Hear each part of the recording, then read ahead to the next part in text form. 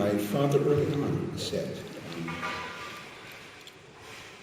was Hitler hat von uns nicht gekannt zunehmen mit Besen, wird Amerika nicht zunehmen mit Guten.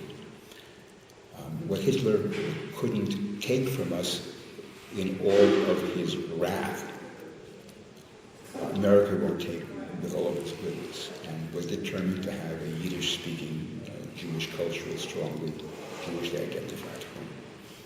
So, well, firstly, the household was a Yiddish-speaking household. We thought of ourselves as having two nationalities, not in the American sense of nationality, but Jewish identity always was a folk ethnic identity. It just wasn't territorially based. And we were Americans, and we didn't see a conflict between the two. But we spoke Yiddish at home and on the street. And when my mom and dad went to PTA meetings or meetings with teachers, I would speak with them in Yiddish in front of our teachers, and they would also speak English. They got their high school diplomas, and they could speak English passively.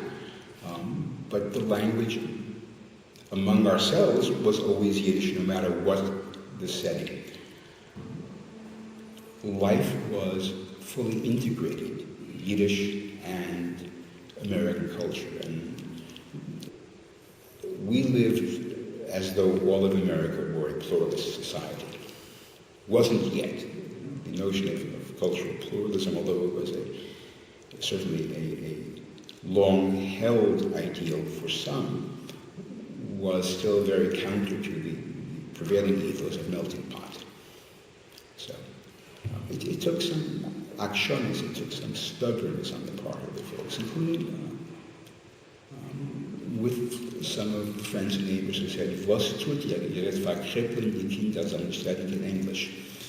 You're going to really handicap the kids. They're not going to speak English." Well, and we didn't until we wound up in public school, but our English was passable.